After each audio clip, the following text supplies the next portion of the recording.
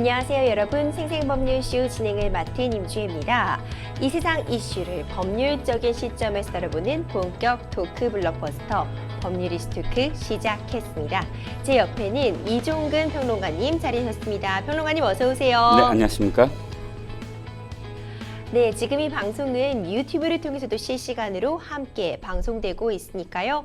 많은 시청 부탁드리고 유튜브를 통한 소통의 창구도 활짝 열어두겠습니다. 방송 중 평론가님께 궁금하신 점 올려주시면 저희가 답도 해드릴 테니까요. 많은 참여 부탁드립니다. 그럼 오늘 평론가님과 함께 나눠볼 이야기들 어떤 것들, 어떤 주제들 준비되어 있는지 저와 함께 미리 살펴보시죠.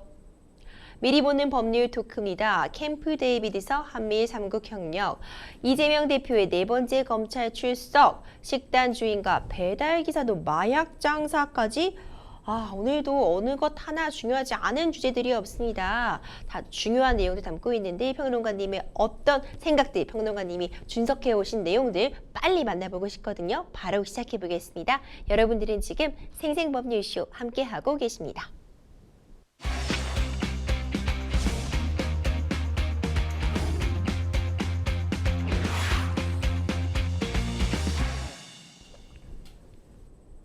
법률이슈토크 먼저 한미일 3국 협력 이야기부터 시작합니다. 지난 15일이었죠. 부친상을 당한 윤 대통령이 자례를 마치고 바로 어제 미국 워싱턴 DC 인근 캠프 데이비드에서 열리는 한미일 정상회의 참석차 출국을 했습니다. 국내뿐 아니라 정말 세계의 관심이 세계의 이목이 캠프 데이비드로 쏠리고 있다고 생각이 되는데 한미일 정상 특히 요즘 자주 만나는 것 같다는 생각 들거든요, 평론가님. 네, 그렇습니다. 한일 간, 또 한미 간, 또 미일 간 최근 한 6개월 정도에서 수차례 만났고 또 한미일 정상이 함께 만난 것도 수차례 됩니다.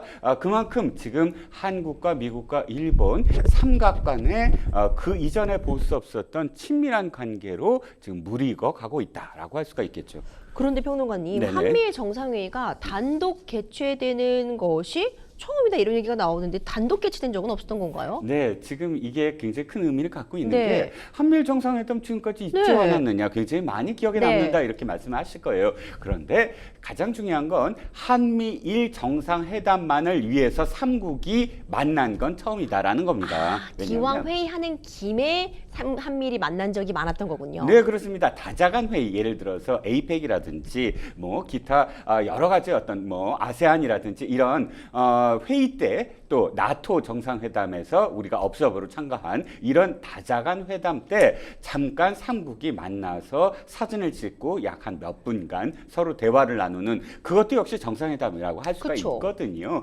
그런 정상회담은 지금까지 숱하게 많았습니다. 그러나 이렇게 한미일 정상회담을 위해서 3국의 정상이 함께 모인 것은 이번이 처음이라고 할 수가 있겠죠. 그렇군요. 그만큼 상징성 크다고 생각이 되고 또 정상회의에서 나올 내용들에 대해서도 기대가 굉장히 많이 되는데요. 네. 우선 어제 한미일 정상회의에서 3국이 캠프 데이비드의 원칙과 정신이라는 두 개의 문건을 채택하는 데 합의했다고 발표가 나오더라고요. 네, 그렇습니다. 이건 카테고리라고 할 수가 있어요. 원칙이라는 건 어떤 의미를 갖냐 하면 예를 들어서 제가 지금 변호사님하고 만났는데 이게 정기적으로 만나지 않고 어쩌다 지나가다가 또 만나고 지나가다가 또 만나고 하면 의제가 언제나 리셋돼요. 예를 그쵸. 들어서 똑같은 얘기를 우연히 만나면 다시 할 수밖에 없어요. 그쵸. 우리 또 다시 어떻게 밥을 먹으러 언제 만날까요? 이런 얘기를 되풀이할 수밖에 네. 없는데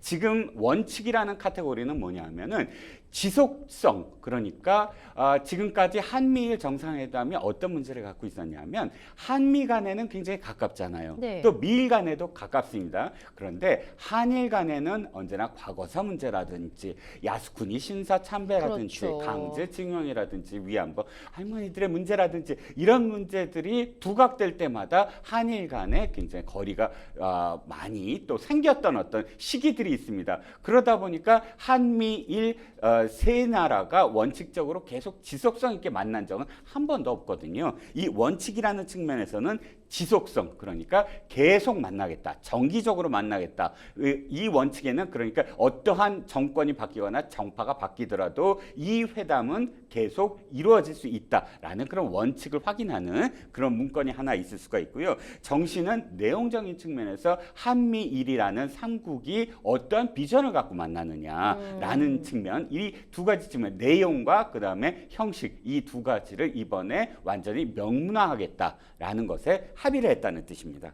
평론가님, 근데 네. 왜 저는 캠프 데이비드인가도 좀 궁금해요. 네. 왜 하필 캠프 데이비드인가? 어떤 의미를 갖는 것인지도 설명 좀 해주세요. 네, 그렇습니다. 미국의 대통령들은 별장이 있어요. 이 캠프 데이비드가 미국의 대통령의 별장입니다.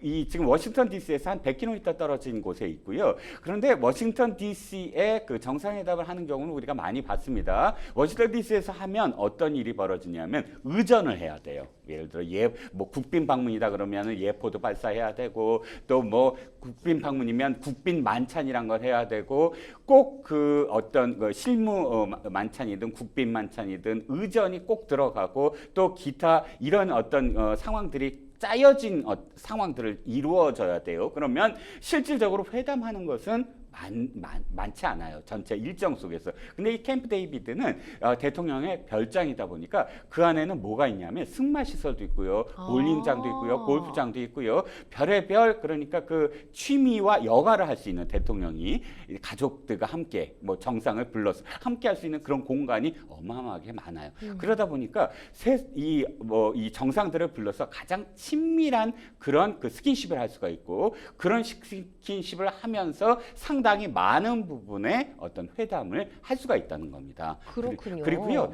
그 역사적으로도 굉장히 중요한 곳입니다. 세 가지만 말씀을 드리면, 이곳에서 바로 이집트와 그 다음에 이스라엘 간에 굉장히 그 앙숙이었잖아요. 7년 전쟁도, 그러니까 7년 전쟁도 했었고요. 7일. 근데 이 두 그 정상들을 불러서 이집트와 그다음에 그다음에 이스라엘의 획기적인 어떤 그런 친선 우호 관계를 마련해 준 곳이 바로 캠프 데이비드고요. 또 처칠과 루스벨트가 만나서 2차 대전을 어떻게 종식시킬 수 있을 것인가에 대한 회담도 나눴던 곳이고요. 또 후르시초프와 함께 미국의 대통령이 회담을 하면서 냉전 시대에서 어떻게 양국 간이 앞으로 최소한의 어떤 우호 관계를 맺을 수 있을 것인가, 이렇게 굵직굵직한 회담들이 이루어졌던 곳이기도 합니다. 정말 근현대사의 어떤 외교의 모든 중요한 그런 현장을 네. 함께 했던 곳이 바로 캠프 데이비드군요. 그렇습니다. 이명박 전 대통령과 이제 부시 전 미국 대통령이 함께 카트를 타는 장면 많이들 기억을 하실 것 같은데요. 대통령실도 이번 정상회담에 거는 기대 매우 큰 것 같습니다. 한반도와 인도 태평양 지역의 자유, 평화, 번영을 추구하는 구심점이 될 것이다, 이렇게 밝혔더라고요. 네, 그렇습니다. 이제 뭐 우리가 바라는 것, 그리고 미국이 바라는 것, 일본이 바라는 것이 각각 약간씩 다를 수는 그렇죠. 있습니다. 하지만 그럼에도 불구하고 이번 그 한미일 정상회담은 지금까지 한국과 미국 간의 어떤 관계, 또는 한국과 일본의 관계를 뛰어넘는 또 다른 전개가 될 것이다라는 점에서는 이견의 여지가 없어 보이고요. 지금 대통령실이 이야기하는 인도 태평양 지역의 자유, 평화, 번영, 이 문제는 사실상 미국이 지금까지 꿈꿔왔던 지역 안보 차원에서의 또 다른 그런 룰 또는 패턴을 만들어 나갈 것이다라는 점입니다. 지금 한미 동맹이 있지 않겠습니까? 그런데 한미 동맹은 뭐죠? 미국과 한국만 지키는 거예요. 그러니까 정확하게는 한반도의 어떤 그 평화를 추구하는 것입니다. 그런데 한미일 간에 나중에 또 말씀을 드리겠지만 군사 협력 체제가 되고, 이것이 발전을 해서 인도 태평양까지 그런 어떤 그 평화 안보를 담보하는 그런 밑거름이 된다고 한다면, 이제 한반도를 뛰어넘어서 지역 안보를 담당하는 하나의 축이 될 것이다라는 그런 전망도 할 수가 있겠죠. 그렇군요. 미국에서도 이거 역사적 회담이 될 것이다, 이렇게 좀 밝히고 사전평가를 하고 있네요. 그렇죠. 미국은 지금까지 한미일 삼각 체제를 원했고요. 꿈꿔왔습니다. 네. 가장 비근한 시대가 박근혜 대통령 시절이었어요. 박근혜 대통령은 당시에 중국에 지금 그 승전 기념일이 있었습니다. 그 승전 기념일에 서방 국가는 아무도 참석을 안 하는데 박근혜 대통령 혼자 참석을 해서 천안문에서 시진핑 바로 오른쪽에 섰던 적도 있어요. 그만큼 중국의 역할을 기대했었습니다. 한반도의 평화를 위해서 혹시 북한의 핵을 견제해 주지 않을까. 그런데 중국은 실제로 그렇게 하지 못했습니다. 그러다 보니까 미국은 그때 일본과 한국에 동시에 압박을 가했어요. 일본에게는 사과를 해라. 네. 한국에 전격적으로 사과를 해라. 한국에게는 일본의 사과를 받아들이고 위안부 문제와 관련해서 합의를 해라. 이렇게 양쪽으로 압박을 넣은 것은 어떤 의미냐면 바로 한미일 관계, 한미일의 보다 지속적인 어떤 협력 관계를 추구하려고 했었거든요. 그래서 그때 전격적으로 한일이 위안부 문제와 관련해서 합의문을 작성을 했었습니다. 그런데 그 이후에 뭐 일본은 일본대로 한국은 한국대로 지금 총리와 대통령이 바뀌고 또 양국 간에 굉장히 긴장이 고조되면서 그때 당시에 이루었던 어떤 한미일 안보와 또는 그 경제 문제와 관련된 높은 수준의 협력 관계가 다시 무너졌었거든요. 네. 그런데 미국이 기대하는 건 이겁니다. 이번에 윤석열 대통령이 집권하면서 전격적으로 우리나라가 먼저 손을 내밀겠다. 일본이 따라와라라고 하면서 한일 관계가 그 어떤 시대보다 좀 더 굉장히 데탕트, 굉장히 서로 간의 어떤 협력 관계의 최고조의 단계에 달해 있거든요. 이것을 바라보면서 미국은 그래 지금까지 해왔던 그런 이 한미일 관계를 보다 더 높은 수준으로 격상시켜 보겠다라는 네. 그런 지금 생각을 갖고 있는 것 같아요. 그렇군요. 굉장히 많은 내용들이 오고 갈 것 같은데 일본 언론에 의하면요. 삼국 정상회의에서 정상뿐만 아니라 안보실장, 외교장관, 국방장관 각각 매년 정기회의를 개최할 전망이라고 하는데 이런 부분까지도 실무단에서까지도 함께 회의를 하는 것, 정기적인 회의가 되는 것 가능한 이야기일까요? 그러니까 외교 안보 쪽에서는 이것이 아주 정해진 수순이라고 할 수가 있어요. 우리가 한미 군사 동맹을 맺었잖아요. 네. 근데 한미 군사 동맹도 그저 두 동맹이 있다라고 한다면 이것이 앞으로 그러니까 그 진전되는 어떤 합의가 있을 수가 없었어요. 그런데 70년대 들어서 2+2 그러니까 외교장관과 국방장관, 양국 간의 국방장관과 외교장관이 함께하는 회담까지 이루어졌을 때 비로소 한미 관계가 보다 더 안정된 어떤 형태를 가졌거든요. 이번 한미일 정상회담도 마찬가지입니다. 아까 제가 원칙을 말씀을 드렸잖아요. 원칙의 세 글자, 지속성이거든요. 네. 이 정상회담도 지속성을 가지려면 바로 장관들의 따로따로 회담이 뒷받침돼야 된다는 것이죠. 그러니까 한미일 국방장관 회담 따로, 한미일 외교장관 회담 따로, 또는 한미일 2+2, 즉 한국과 미국과 일본의 외교, 국방, 실무진들의 회담, 이런 식의 회담들이 정기적으로 계속 뒷받침돼야만 한미일 간의 정상회담이 바로 지속성을 가질 수 있다라는 겁니다. 이 세 나라의 안보 협력체의 구성이 어떤 핵심 의제가 될 것으로 보이는데요. 한미일 군사훈련을 정례화하는 방안에 대해서 논의가 있을 수 있을까요? 이건 당연히 논의가 있겠지요. 제가 판단했을 때 바로 군사 훈련을 기반으로 한 안보 협력에 대한 문제인데요. 그런데 이제 우리는 지금 한국과 미국은 동맹 관계라고 그랬잖아요. 동맹 관계라는 건 어떤 의미냐 하면 바로 공동의 적을 함께 한다라는 뜻입니다. 그러니까 한국과 미국은 그렇게 동맹 체제고요. 또 미국과 일본도 동맹 체제입니다. 그런데 한일 관계가 동맹 체제가 될 수 있을까요? 그것은 아직은 힘듭니다. 네. 아직도 우리나라 내에서는 한반도에 전쟁이 벌어지더라도 자위대가 우리 한반도에 상륙하는 것은 있을 수 없다라는 생각을 가지신 분들이 아직 많거든요. 그러니까 동맹 단계까지는 가지 못할 겁니다. 그렇다면 그럼에도 불구하고 한미일이 안보 협력 단계를 최고조의 수준까지 끌어올리려면 바로 동맹은 아니더라도 한일 간의 그 동맹 다음까지의 그 이 수준이라 수 네. 있는 이 협력, 그러니까 네. 최고도의 군사 협력 단계까지는 이루어져야 한미일 간의 안보 협력 체제가 최고도로 끌어올릴 수 있는 그렇죠. 것이거든요.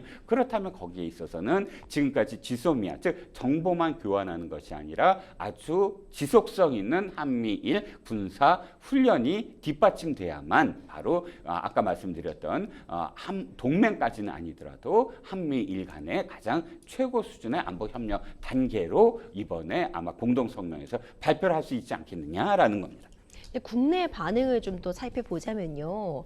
군사 협력을 강화할 때 여러 측면에서 얻는 것보다 잃는 게 많을 수 있다. 이런 더불어민주당 박광원 원내대표의 이런 발언도 있었어요. 네, 그건 민주당이 지금까지 계속 반대하는, 그러니까 한일 관계라든지 또는 군사 훈련이라든지 또는 나중에 또 말씀드리겠지만 대만과 관련된 문제라든지 이런 것들을 언급하면 안 된다라고 주장하는 가장 기본적인 이유는 그렇게 함으로써 북한 또는 중국, 러시아를 자극을 해서 완전히 그들과 더 나쁜 관계, 즉 중국과 러시아와 우리가 더 나쁜 관계로 가지 않겠느냐. 그래서 경제 보복이라든지 또는 군사적인 그런 어떤 블록화가 되지 않겠느냐. 이것이 이제 민주당이 반대하는 이유입니다. 근데 한 가지 더 생각을 해야 될 건 뭐냐면 그렇게 반대했던 가장 큰 이유는 바로 중국과 러시아가 북한의 핵을 견제할 수 있었을 때 이 얘기입니다. 즉 육자 회담 등에서 러시아와 중국이 우리의 입장과 똑같은 선에서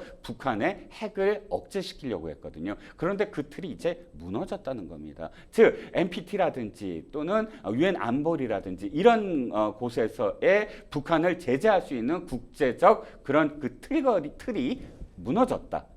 북한은 지금 NPT를 전혀 신경 쓰지 않고 있고요. 그러니까 핵 확산 금지 조약 말씀입니다. 또는 유엔 안보리에서는 중국과 러시아가 대놓고 반대를 하거든요. 그러니까 그 북한을 제재해야 된다라는, 그러니까 이런 국제적인 그런 그 틀에서 북한을 제재할 수 없는 상황, 또 중국과 러시아를 통해서는 도리어 중국과 러시아가 지금까지 수년 동안 보인 입장에서는 북한의 핵이라든지 미사일의 고도화에 대해서 그런 실질적인 어떤 그런 이 틀거리들이라든지 혹은 재료들을 공급하는 도리어 그런 어떤 입장이었다는 것이죠. 그렇다면 지금 입장에서 네. 이런 대탕트 시대가 아닌 새로운 신냉전 시대에서 어느 쪽으로 확실하게 우리의 입장을 표명하지 않고 전략적 모호성을 계속했을 때 우리가 갖는 것은 양쪽으로부터 모두 다 버려지는 상황이 있을 수 있다라는 그런 우려도 사실 민주당이 해야 되는 상황이라고 저는 생각을 합니다. 그렇군요. 한편 이제 윤석열 대통령은요. 확장 억제와 관련해 한미일 3국이 별도로 협의할 여지도 있다고 밝혔는데 이게 어떤 의미를 갖고 있는 발언인가요? 이건 어떤 의미냐면 최근에 우리가 한국과 미국이 이 새로운 어떤 기구를 출범시켰어요. 그건 뭐냐면 핵 확산 억제와 관련돼서 실질적으로 미국이 우리에게 전략 자산을 어떻게 전개할 것인가와 관련된 실질적인 논의를 하는 기구입니다. 회담입니다. 그런데 이 회담을 그렇다면 일본을 포함시킬 것이냐에 대한 문제였어요. 그러면 그 일본은 실질적으로 이 회담에 포함시키면 어떻게 되냐면 그야말로 군사적 블록이 형성이 되는구나라고 여겨질 수가 있거든요. 윤 대통령이 얘기하는 건 별도다라는 건 지금 한국과 미국이 합의한 것과 별개로 우리가 회담을 하자, 별개로 이걸 논의를 하자라는 점입니다. 즉 결과적으로 말씀드리면 지금 한국과 미국이 갖고 있는 핵 확산 억제 그런 그 틀거리에 일본을 포함시키지는 않겠다. 만약에 핵 확산 억제와 관련된 문제가 있다면 그건 별도로 협상을 하겠다라는 원칙을 지금 표명한 것으로 보입니다. 그렇군요. 그런가 하면 바로 어제였죠. 국정원이 북한이 한미일 정상회의나 한미 훈련, 연합훈련 기간을 겨냥해 대륙간 탄도 미사일 발사 등 다양한 도발을 준비 중인 것으로 파악하고 있다. 이런 얘기 나오더라고요. 네, 구체적으로 국정원이 지금 정보를 발표를 했습니다. ICBM이라는 건 대륙간 탄도미사일이고요. 대륙간 탄도미사일은 그야말로 지금 미국이나 일본 또는 유엔이 가장 북한을 제재하는 첫 번째 그 단계이거든요. 대륙간 탄도미사일을 발사하는 건 한미일과 관련돼서 경고성 메시지를 ICBM으로 하겠다라는 것으로 보여지고요. 그 전초전 성격으로 김정은 위원장이 직접 자신이 군수공장에서 뭐 그 무기를 들어 보이거나 혹은 장갑차를 실제로 운전하는 모습을 지금 조선중앙 TV를 통해서 내보내고 있습니다. 이건 다분히 지금 한미일 이번 정상회담을 의식한 그런 이 제스처로 보입니다. 그렇군요. 이 한미일 또 정상회의에서 또 한 가지 초점을 맞춰질 부분이 이 중국에 대한 포위, 경제적인 부분에 있던 포위가 초점이 맞춰질 것으로 보이는데요. 네, 그렇습니다. 지금 미국은 일관되게 중국의 어떤 반도체라든지 또는 중국 경제와 관련돼서 여러 가지 어떤 그런 규제를 하고 있습니다. 그리고 미국은 동맹 국가라든지 혹은 가치와 연대를 하고 있는 그런 국가들의 동참을 지금 요구하고 있고요. 한국은 이 부분과 관련돼서 아마도 이번 한미일 정상회담에서 정확하게 어느 선까지 뭐 이렇게 이 협력의 그 단계로서 중국을 봉사하겠다 이렇게 약속을 하지는 않을 것 같아요. 하지만 상당한 수준까지 인식을 같이 하고 있다 정도의 어떤 문구는 들어갈 것으로 보이고요. 이런 점에서 또 이제 그 걱정을 하고 있는 그 민주당이 네. 중국을 걱정을 하고 있는데 이건 또 다른 네. 지금 시그널이 중국에서 보여지고 있어요. 네네. 뭐냐면 상당히 윤 대통령이 지금 1년 수개월간 원칙적으로 중국과 관련돼서 일관된 어떤 입장을 표명하고 있거든요. 그런데 도리어 민주당이 걱정을 하듯이 중국이 더 사드 보복 때처럼 더 강력하게 우리한테 경제 규제를 할 것이다라고 얘기를 했지만 거꾸로 두 가지 시그널이 있습니다. 하나는 왕이 외교부장이 그러니까 한국과 일본에 대해서 굉장히 유화적인 지금 제스처를 보였어요. 이건 상당히 유의미한데 어떻게 표현했냐면 한중 관계나 또는 중일 관계가 비온 뒤에 땅이 굳어지듯이 새로운 어떤 전기를 마련하는데 그 기회를 잡아야 한다. 네. 이렇게 표현한 거예요. 늘 우리가 이 늑대 외교라고 하죠. 전랑 외교라고 하죠. 중국이 굉장히 거친 그런 언사를 지금까지 계속해 왔는데 왕이 장관 굉장히 뜻밖의 어떤 표현을 한 것이고요. 두 번째는 지금까지 풀어주지 않았던 이 유커라고 하죠. 네, 단체 그러니까 관광객. 단체 관광객을 이번에 우리나라도 함께 포함시켜서 풀겠다라고 표현을 한 겁니다. 이건 우리가 한미일 정상회담, 그러니까 중국의 한미일 정상회담 상당히 또 의식했다고 할 수가 있고요. 또 우리로 봤을 때는 한미일 정상회담을 지속하더라도 또 다른 한중 관계를, 그러니까 전략적 관계를 맺을 수 있는 신호탄이 아닐까 또 싶고요. 그렇군요.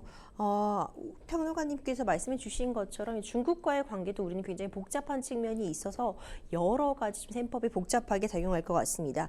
근데 이제 한미일 정상회담에 대해서 중국의 관영 매체는 이 회의를 파괴적인 미니나토다 이렇게 또 규정을 하고 비판을 쏟아냈더라고요. 네, 그렇습니다. 그러니까 중국은 뭐 한 개의 채널로 한 개의 메시지만을 지금 내는 건 분명히 아니고요. 왕이 장관이 일본과 우리나라에 대해서 그렇게 유화적인 멘트를 했다고 해서 중국의 입장이 하루아침에 변하지는 그렇죠. 않는 것이고요. 당연히 지금 중국이 가장 걱정하는 것은 한미일이 군사 협력 단계가 아주 고도화돼서 예를 들어서 우리나라가 미국의 그런 미사일과 관련된 그런 이 에어리어에 함께 편입되는 게 아닌가 가장 걱정하는 건 그것이에요. 예를 들자면 지금 우리나라의 사드는 사실 우리나라의 방어기지이긴 하지만 그럼에도 불구하고 중국이 가장 걱정하는 부분에 있어서 우리나라의 미국의 전략자산 또는 정보자산이 아예 상주를 한다거나 했을 때 중국을 다 들여다볼 수 있는 그런 정도의 수준이 될 수 있거든요. 이렇게 해서 나토까지는 아니더라도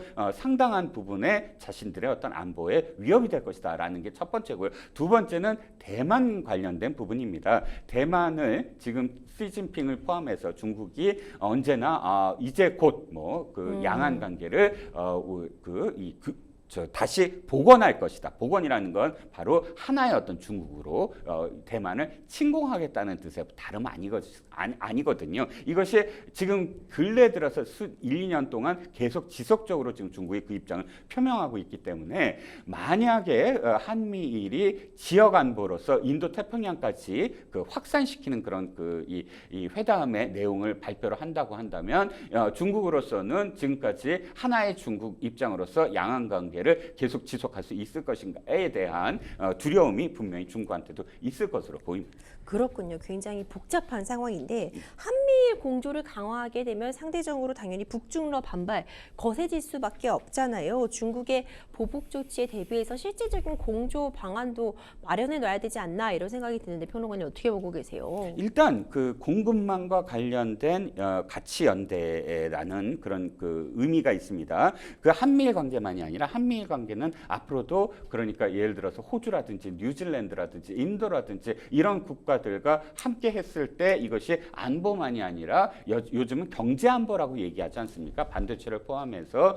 상당한 부분에 있어서 공급망과 관련된 그런 그 이 연대를 할 수 있을까에 대한 문제가 하나 있고요. 두 번째는 지금 중국이 사상 유례 없는 디플레이션에 지금 빠져 있습니다. 그래서 만약에 중국이 하반기에도 2.5 내지 3 정도의 경제 성장률로 추락했을 경우에 우리는 지금 반도체라든지 또는 부동산 중간재라든지 이런 수출이 완전히 무너질 수밖에 없어요. 그러면 수출의 다변화, 우리가 한미일의 어떤 그런 그 정상회담을 떠나서라도 중국 이외의 지역의 경제적인 어떤 수출 다변화, 수입 다변화가 꼭 이루어져야만 하기 때문에 이 문제와 관련돼서는 한미일 정상회담이 상당히 또 발전된 어떤 그러니까 경제 분야로 발전된 그런 해답을 내놓을 수 있지 않을까 싶습니다. 그렇군요. 그런데요, 평론가님, 이번 정상회담 주요 안건들을 살펴보면 나라 간에 정말 긴밀하게 공조해야지만 해결할 수 있는 그런 현안들이 가득 담겨 있습니다. 그런데 이제 삼각협력의 한 축이라고 할 수 있는 이 한일 관계가 그렇게 쉽지만은 않다는 걸 평론가님께서도 계속 지적해 주셨잖아요. 예, 그렇죠. 그래서 일본 측의 호응이 그렇게 뭐 우호적인 것만은 아니다. 아직 해결할 것이 많다. 이런 우려 섞인 시선도 계속 존재하는 게 또 사실이거든요. 그렇죠. 지금 제가 아까 말씀드렸듯이 한미일 관계가 지속적으로 어떠한 체제를 이루지 못하는 가장 큰 이유는 한미 관계나 미일 관계가 아니라 한일 관계 때문에 그렇죠. 그렇거든요. 그러니까 다른 그런 그 체제는 언제나 안정적으로 예측 가능한 그런 수준의 관계를 맺고 있다면 한일 관계는 아시다시피 예측 불가능한 상태였어요. 정권이 바뀔 때마다 또 일본의 총리가 바뀔 때마다 갑자기 야스쿠니 참배를 한다는 등 또 고노다마라든지 뭐 무레야마 다마라든지 이런 부분에서 상당히 진전된 사과와 진전된 인식을 표명했을 때도 있는데 갑자기 아베 뭐 고인이 됐지만 아베 총리가 들어서면서 야스쿠니 참배를 해서 한일 관계에 찬물을 끼얹는다든지 이런 식으로 이 반복되는 어떤 상황들이 계속 이어져 왔습니다. 일단 지금 윤석열 대통령과 지금 기시다 총리는 지금까지의 전철을 밟지 않겠다라고 내부적으로 물밑 작업을 굉장히 많이 한 상태이고요. 일본이 우리가 지금 요구했던 것들 예를 들어서 화이트리스트라든지 이런 것들은 복원을 했습니다. 하지만 좀 더 진전된 의미의 우리나라 국민들이 인식할 수 있을 정도의 그런 태도를 만약에 보여주지 못한다면 또 한일 관계가 불안해질 수가 있거든요. 그런 점에 있어서는 기시다 총리가 첫 번째는 뭐냐면 지지율이 좀 높아져야 됩니다. 지금 지지율이 원래 자민당 내에서 소수파거든요. 자민당 내에서 다수파는 아베 고인 내지는 아베파가 다수파입니다. 그런 상황 속에서 어쨌든 지지율이 높아진 그 상황을 바탕으로 해서 보다 진전된 한국의 그런 우호적인 메시지를 보일 것을 기대하고 있습니다. 또 언론이 관심을 가지고 있는 부분이요. 미국의 중국 투자 규제나 후쿠시야마 오염수 문제가 이 한국과 일본에게도 이제 거론될 것인가 이 부분에 또 초점을 맞추고 있는데 대통령실에서는 이 문제는 언급되지 않을 것이라고 딱 선을 그었네요. 네, 그렇죠. 지금 한미일 정상회담은 아까도 앵커님이 계속 말씀하셨지만 불안해하는 지금 국민들의 시선도 분명히 존재하거든요. 여기서 후쿠시마라든지 우리가 또는 중국에 대한 대만 문제, 양안 문제를 보다 더 미국이 원하는 뭐 수준으로 합의를 한다. 이랬을 때 상당히 정세가 도리어 불안해지거든요. 저는 한미일 정상회담의 의미를 또 이렇게 깎아먹을 수 있는 그런 식의 리스크를 떠안지 않으려면 뭐 대통령실도 얘기했지만 후쿠시마 문제라든지 양안 문제를 우려하는 대로 수준으로 뭐 협의를 한다거나 또는 공동성명에 넣는다거나 그런 일은 없을 것으로 보입니다.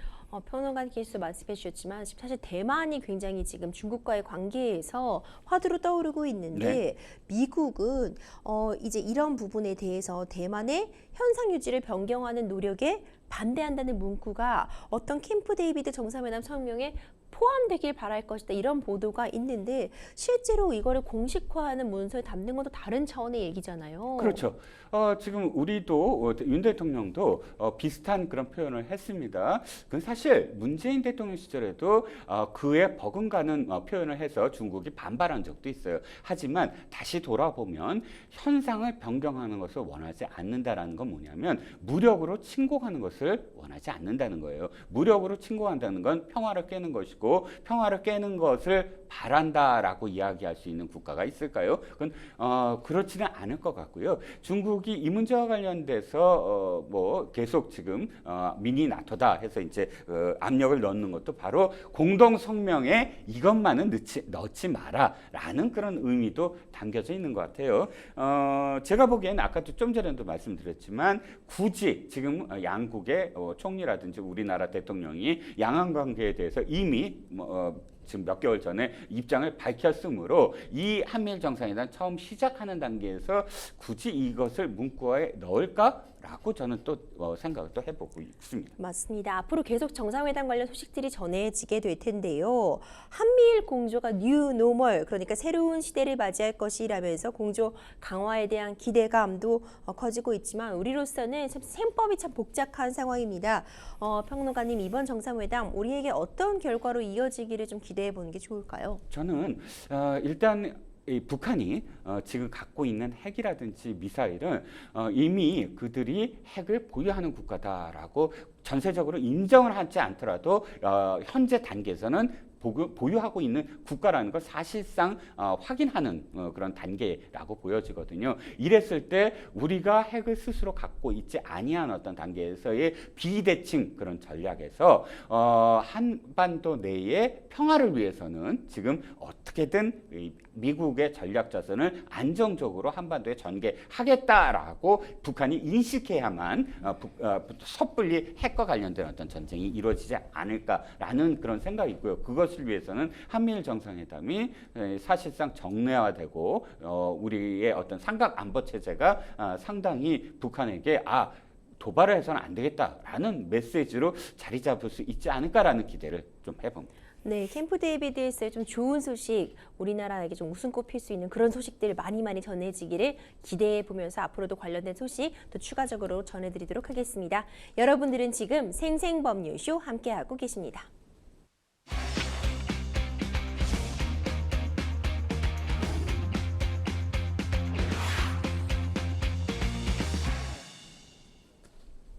법률리스토크 두 번째 주제는 바로 이재명 대표의 네 번째 검찰 출석입니다. 백현동 개발 특혜 사건의 최종 결정권자로 지목된 더불어민주당 이재명 대표가 어제 오전이었죠. 서울중앙지검에 배임 혐의로 피해자 신문 출석을 했습니다. 벌써 네 번째 출석입니다, 평론가님. 네, 그렇습니다. 성남FC와 그다음에 대장동 관련해서 세 차례에 걸쳐서 올 1월부터 2월까지 출석을 했었고요. 이번이 그래서 네 번째고요.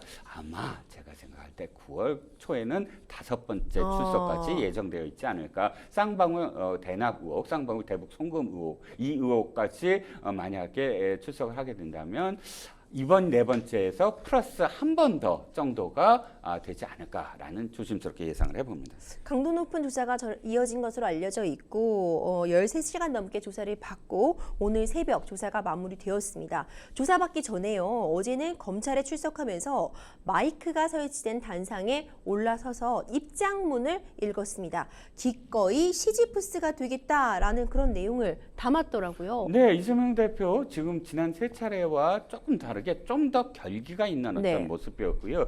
이전에 참석하기 전에 이미 한 이틀 전부터 국회의원들 그러니까 자당 의원들만이 아니라 친야 성향의 무소속 의원들까지 합쳐서 또 당원들까지 합쳐서 친전 친히 편지를 보내는 그런 두 차례에 걸쳐서 편지를 보내는 또 그 전에 없었던 어떤 그런 행동도 했고요. 이번에 입장문은 뭐 늘 그 검찰에 소환될 때마다 입장문을 발표를 했지만 그 안에는 상당히 그러니까 그 결연한 그런 의지를 보였습니다. 즉 지금 현재 윤석열 정부가 하고 있는 것은 검찰 독재이고 그다음에 자신들의 무능함을 덮기 위해서 계속 지속적으로 야당 대표를 흔들고 있다라는 그런 인식하에서 이번에 원한다면 기꺼이 시지프스가 되겠다. 뭐 시지프스 아시다시피 돌을 올렸다가 또 떨어지면 다시 올리고 하는 무의미한 그런 노동을 계속 반복하는 그런 그 그리스 로마 신화죠. 그것을 인용을 하면서 계속 반복되더라도 기꺼이 감사하겠다라고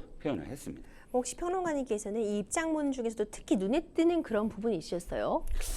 이번 백현동 입장문에는 이게 담겨져 있었습니다. 뭐냐면 이게 나중에 쟁점에서도 말씀을 드리겠지만 과연 백현동에 관련돼서 이 개발업자의 그런 계획을 4단계 용도 변경을 4단계나 상향을 했거든요. 그것이 지금 이재명 대표 입장에서는 박근혜 정부의 처음에는 협박이었다라고 지금 작년인가요? 국정감사에서 경기도 지사 시절에 표현한 적이 있습니다. 그런데 지금 입장문에서는 약간 달라졌어요. 즉 박근혜 정부의 협박이라는 표현이 아니라 박근혜 정부의 지시라고 바뀌었고요. 또 나온 다음에 12시가 넘어서 기자들 앞에서는 이렇게 표현을 했어요. 국토부의 승인이 바로 잘못된 것이다. 그러니까 약간씩 다르죠. 그렇네요. 협박이라는 표현과 지시라는 표현과 승인. 그다음에 승인이라는 네. 표현. 왜냐하면 제가 느끼기에 이게 구체적인 지금 증거가 있거든요. 검찰이 갖고 있는 증거. 어떤 증거냐면 만약에 협박이라고 했을 경우 실질적으로 협박한 내용이 있어야 되잖아요. 그런데 24차례나 공문을 보냈다라는 게 이제 이재명 대표의 주장입니다. 근데 24차례의 공문 중에서는 협박이라고 할 수 있는 어떤 부분이 아니고 용도 변경에 대한 부분이 아니라 바로 뭐 이 용적률이라든지 다른 부분에 관련된 어떤 식품연구원이 보낸 공문들이 주를 이뤘고 국토부가 보낸 건 딱 3번이었는데 그 3번 다 용도 변경이라는 표현이 한 번도 없었어요. 그래서 당시에 성남시 공무원이 바로 국토부의 공문으로 우리가 꼭 이것을 지켜야 됩니까? 라고 물어봐요. 그랬을 때 바로 지금 국토부가 회신을 합니다. 귀시의 적의에 따라서 하세요라고 표현이 네. 됩니다. 바로 귀시 그러니까 성남시가 판단하라라는 뜻이거든요. 네. 바로 그런 내용들이 담겨져 있는 것을 아마도 제시를 했을 겁니다. 그 제시를 받고 지금 이 부분이 왜 중요하냐면 이재명 대표가 또 다른 지금 재판에 이 부분이 걸려 있어요. 선거법 위반, 그렇죠. 허위 사실 공표에 두 가지예요. 김문기 당시 그 성남 도계공 팀장을 알았느냐라는 문제. 네. 그 다음에 국토부의 협박이라고 하는 표현. 국토부가 실제로 협박을 했느냐의 문제. 이거 허위 사실 문제를 다투고 있는 것이거든요. 그런데 저는 입장문에서 이번에 입장문과 그 다음에 네. 나중에 나와서 한 표현, 국토부의 승인이라는 표현 또는 박근혜 정부의 지시라는 표현이 상당히 구체적이다. 구체적으로 이게 좀 바뀌었다라고 눈에 들어왔습니다. 네, 그렇군요. 이런 발표문, 입장문에 관해서 이제 이재명 대표가 또 검찰에 출석하면서 단 한 푼의 사익도 추구하지 않았다 이렇게 밝혔는데요. 검찰 측에서는 사익을 추구했는지 여부와 배임 여부는 지금 다르다. 그러니까 성남도시개발공사가 적법하게 확보할 수 있는 이익을 민간업자에게 몰아준 행위도 배임에 해당한다. 이렇게 밝히면서 지금 대립을 하고 있는 상황입니다. 서면 진술서를 공개하면서 무죄를 주장한 이 대표에 맞서서요. 검찰도 250쪽 분량의 질문지로 맹공을 퍼부었는데 이쯤에서 이제 사건의 쟁점 한 번 더 짚어보면 도움이 될 것 같아요. 평론가님. 네, 짧게 말씀을 드리면 이겁니다. 백현동과 관련돼서 식품연구원 부지가 있었는데 당시에 박근혜 정부가 이런 공공기관들을 전부 다 이전했잖아요. 네. 그러니까 식품연구원도 빨리 이전하고 싶으니까 이것을 빨리 용도 변경을 해주세요라고 이야기를 했습니다. 이건 당시에 아시아 디벨롭먼트라는 시행사의 요구에 의해서 식품연구원이 대신 올린 것이거든요.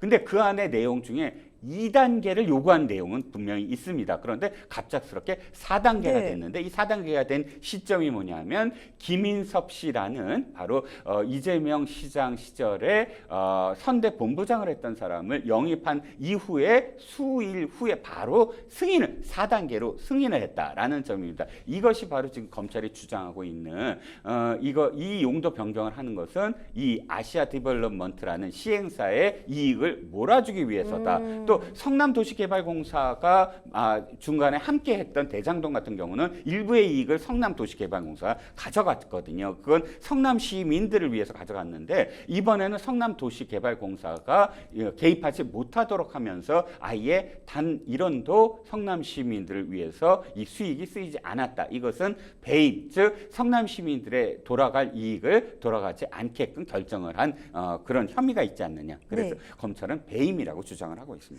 그렇군요. 이번에도 여전히 구속 여부에 굉장히 관심이 쏠리고 있습니다. 지난 2월에는 검찰의 체포동의안이 이제 국회에서 부결됨에 따라 구속을 면했습니다. 근데 이재명 대표는요, 회기 중 이렇게 그 체포영장 발부를 통해서 이걸 피하고자 하는 그런 꼼수는 없을 것이다. 당당하게 비회기 때 촉구하라. 이렇게 또 밝힌 바가 있어요. 만약 정기국회 열리는 9월 이후에 체포동의안 전달되면 다시 당장 내년에 총선도 있고요. 민주당 내부의 파장이 꽤 크지 않을까요?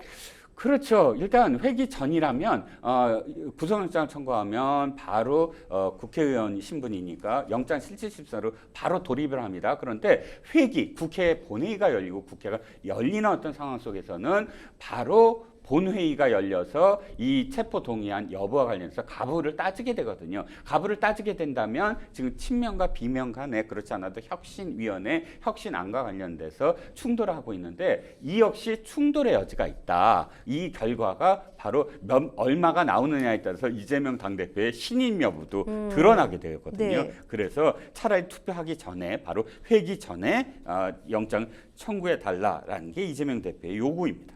평론가님, 그뿐만이 아니라 어제였죠. 검찰이 김용 전 민주연구원 부원장의 불법 자금 수수 관련 재판에서 이홍우 전 경기도시장 상권진흥위원장이 위증을 했다는 의혹과 관련해서 이재명 후보 선거대책위원회 관계자들에 대한 강제 수사를 나섰습니다. 이 부분은 어떻게 된 거죠? 이 부분은 조금 다른 백현동과는 다른 다른 이슈죠. 얘기예요. 바로 김용 민주연구원 부원장이 유동규 씨의 회사에 가서 돈 봉투를 전달받았다라는 그런 그 다툼이 있는데 지금 아까 말씀하신 이홍우 경기도 시장 상권진흥원장이 이렇게 증언한 거예요. 아닙니다. 그 시각에 저와 다른 장소에서 만났습니다. 라고 증언을 한 겁니다. 그런데 이 증언을 그러면 신빙성을 따지면서 재판부가 이홍 씨에게 이렇게 요구를 했어요. 그러면 당신이 그것을 증명해라. 즉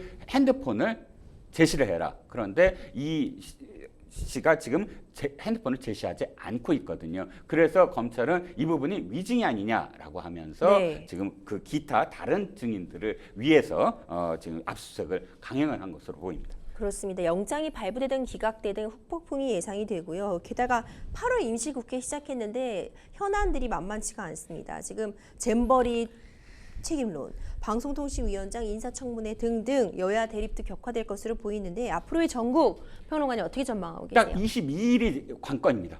22일에 이화영 부지사의 그 지금 공판이 지속이 되거든요. 그때 만약에 이화영 부지사가 내가 쌍방울과 관련돼서 이재명 대표에게 보고를 했다라는 것이 진실입니다. 제가 진술을 그렇게 번복했는데 그것은 사실입니다라고 재판정에서 증언을 할 경우 지금 시계는 굉장히 빨라질 겁니다. 쌍방울과 관련된 그런 구속영장까지 포함을 해서 함께 이재명 당대표를 지금 소환을 한 번 더 하고요. 그 다음에 구속영장을 청구할 것이고요. 아마도 회기 전에는 불가능할 것 같습니다. 회기 중에 이렇게 이 체포 영장과 관련된 투표가 이루어지면 민주당으로서는 상당히 고민이 많을 것이다. 이재명 대표가 구속됐을 경우를 어떻게 할 거냐, 아니면 부결시켰을 때 방탄국회라는 비난을 어떻게 할 거냐, 이런 전체적인 구도와 관련돼서 민주당은 지금 이 시각까지도 아마 물밑으로 여러 정파들이 모여서 어떻게 할 것이냐를 고민할 것으로 보입니다.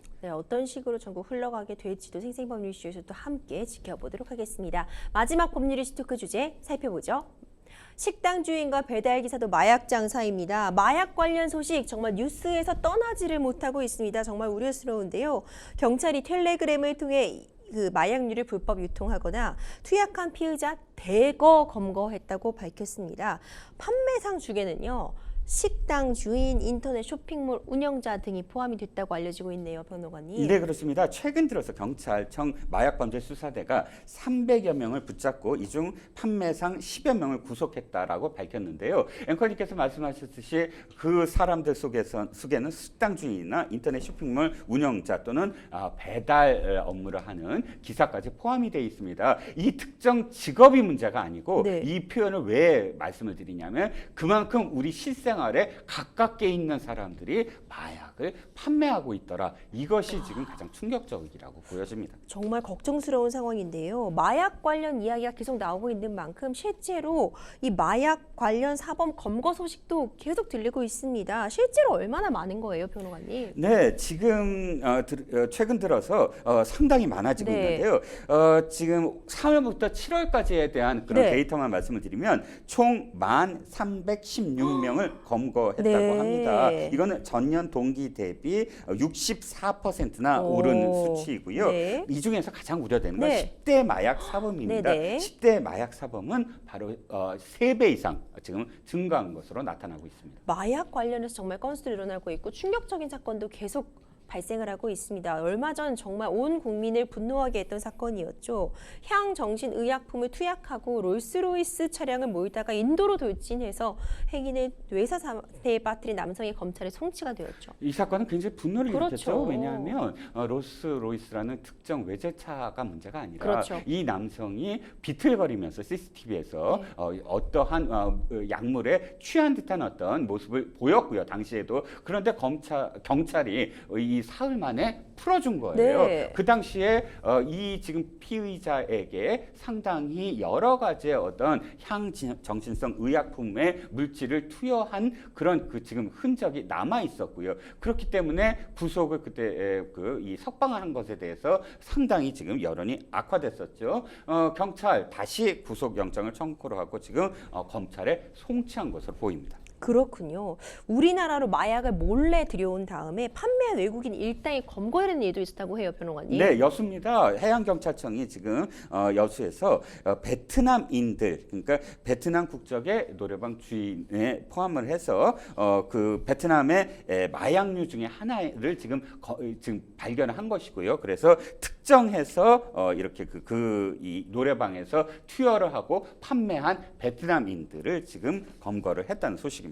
그렇군요. 사실 이 체류 외국인들의 마약 관련된 이슈도 계속되고 있습니다. 프로배구 외국인 선수가 대마 함유된 식품을 소지한 채 입국을 해서 이제 무지에 따른 반입이었다고 말을 했지만 출입국 사무소에서는 4월 5일까지 출국하라, 그리고 기준간 이제 1년간은 입국하지 마라, 이런 입장을 내기도 했어요. 체류 외국인들의 법질서 문제도 지금 제시가 되고 있는데 중국에서 밀반 입한 마약류를 국내에 유통한 30대 주부도 벌금형을 선고받은 일이 있더라고요. 계속되고 있네요, 이런 문제점들이. 네, 그렇습니다. 중국과 관련해서 저희가 충격적인 사건이 대치동에서 바로 그렇죠. 마약이 들어간 음료를 학생들에게 나눠줘서 그때 이 마약류를 누가 어떻게 지금 취급을 했느냐 알아봤더니 중국에서 시작이 됐잖아요. 그렇기 때문에 중국과 관련해서는 지금 미국도 중국에서 들여오는 어떤 마약들 때문에 굉장히 지금 고도화된 그런 이 수사를 하고 있는 것으로 보입니다. 이번에는 30대 주부입니다. 중국 국적인데요. 마약류를 지금 운반하고 중독에 걸려 있어서 말씀하셨듯이 벌금형에 처해졌습니다. 그렇군요. 이제 독일은 대마초를 이제 부분 합법화한다는 이야기가 나오고 있는데 뭔가 이렇게 마약이 걷잡을 수 없이 커진 시장을 차지하고 있는 만큼 암 시장과 범죄 억제를 위해서 대마초의 부분 합법화를 해야 된다, 이런 얘기도 나오고 있거든요. 악용될 우려는 없을까요, 변호사님? 저는 대단히 우려됩니다. 왜냐하면 독일이 지금 이것을 풀어준다는 건 몇 년 전부터 계속 이야기가 되고 있었고, 또 이 지금 풀어주는 어떤 이유 중에 하나가 이제 아무리 단속을 해도 대마와 관련돼서 뿌리 뽑지 못할 바에는 아예 규제를 하면서 양성하자. 0. 몇 그램은 판매해도 좋다. 또 어느 지역을 이렇게 에어리어로 규정을 해서 규제를 하면서 합법화시키면 도리어 더 줄어들 수 있다라는 것인데요. 지금 태국의 예를 한번 들어드리죠. 태국이 산업을 마약 산업을 양귀비 산업을 양성화했어요. 네. 그러다 보니까 지금 우리나라 국민들이 태국에 갔을 때도 굉장히 조심하셔야 될 게 이렇게 그 양귀비 성분이 들어간 아이스크림, 양귀비 성분이 들어간 무슨 음식 이런 것들이 버젓이 지금 태국에서 팔리고 있다고 합니다. 처음에는 산업을 좀 더 높이자. 그러니까 지금 태국 경기가 침체되기 때문에 여러 가지 어떤 농업 산업이라든지 이런 것들 북돋겠다라고 풀어줬지만 지금 보시면 굉장히 그렇죠. 지금은 합법화되고 양성화됐다. 이것은 상당히 지금 우려될 어떤 그런 상황이다라고 말씀을 드리겠습니다. 네, 인기 방송인이었던 로버트 할리 씨가 마약 투약 사실을 고백했다가 이제 극복을 하는 과정을 또 이제 한 라디오 프로그램을 밝히면서 많은 분들도 굉장히 공감을 받고 있어요. 우리나라 마약 깊숙이 침투한 만큼 이에 대한 예방책과 더불어서 마약 중독자들에 대한 치료 프로그램 반드시 또 치료될 수 있다는 점에 대한 희망도 심어줄 수 있도록 체계적인 시스템 마련될 필요성이 있을 것 같습니다. 생생법률쇼 오늘 준비한 내용 여기까지입니다. 함께해 주신 이종근 평론가님 고생 많으셨습니다. 감사합니다. 시청해 주신 여러분 감사합니다.